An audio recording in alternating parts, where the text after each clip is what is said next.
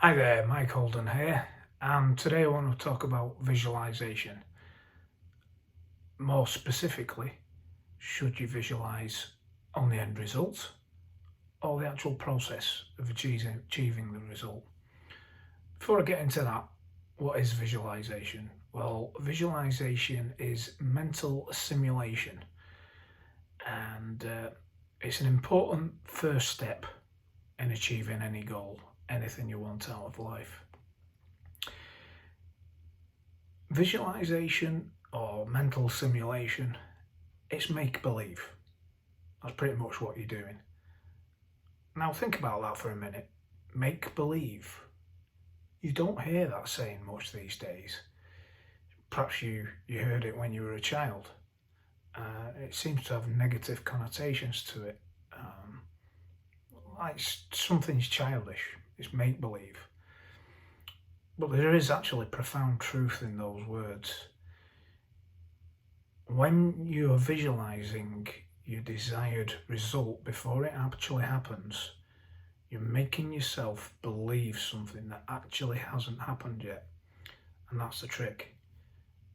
Now, if Henry Ford was right, and popular psychology books and self-help books say that he came up with the phrase, whatever you can believe you can achieve, or I've probably done him a disservice there, something along those lines, but you get the picture.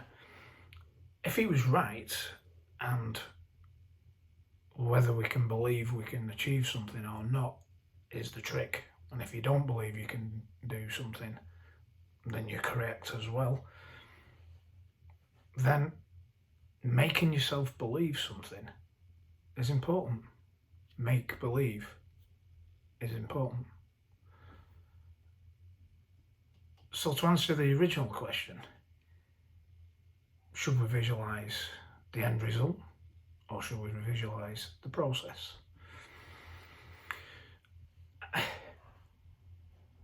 Any outcome can either be an end result. Let's say you want to lose some weight. The outcome is to achieve a certain weight. Or an outcome can be the process. For instance, in achieving your target weight, your goal or your outcome could be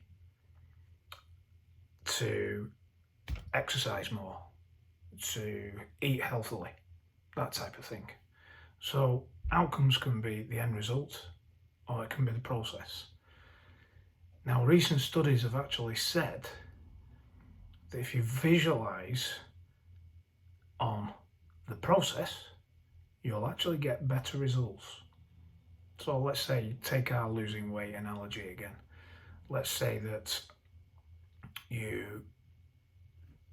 two sets of people, one set of people visualize on becoming their ideal weight, do that religiously every day.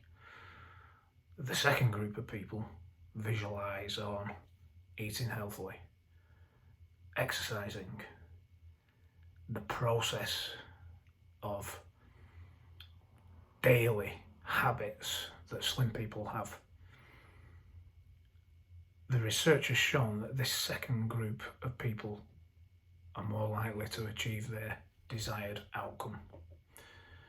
So it's true to say, if you know what the end result is and you know how to achieve that result, you know what the habits are to lose weight. Simple. If that's the case, then you should visualize on achieving the habits. So think of all the habits that you need to adopt to achieve that target weight. It's the same like things like saving money as well. You know that achieving a certain net worth is down to regular good spending habits, saving more than you earn, living within your means, investing well. I'll talk about finances in later posts. But But yes, if you know how to achieve that goal, then visualize on the process. Don't visualize on the end result. What about if you know what your end result is, but you don't know how to achieve it? Let's say it's a business goal, long-term business goal, perhaps a 5-year plan. You want to set up your own business. You know what the end result is. You can visualize it. So many employees, so much business, the business has so much net worth, etc., etc. But you've absolutely no idea on how to achieve it.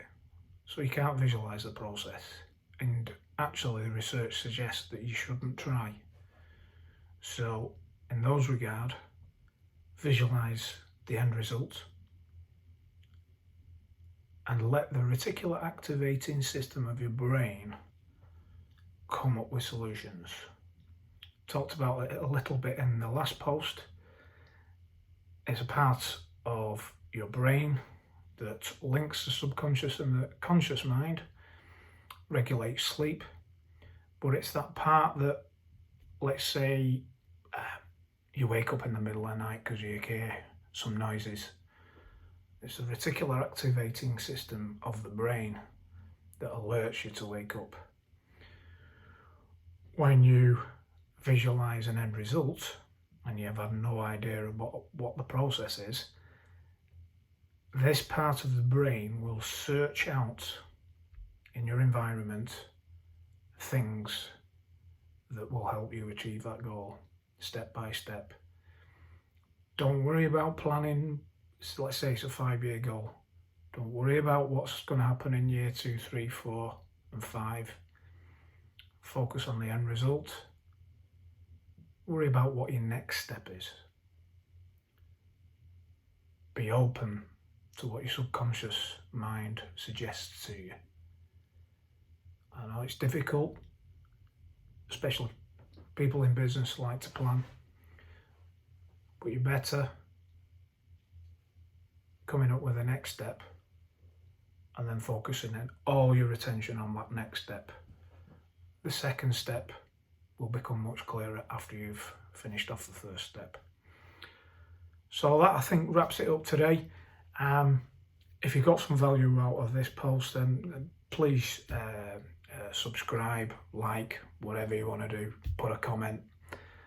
Love to hear from you. I'm going to be putting out posts as regularly as I can, and look forward to hearing from you. Cheers.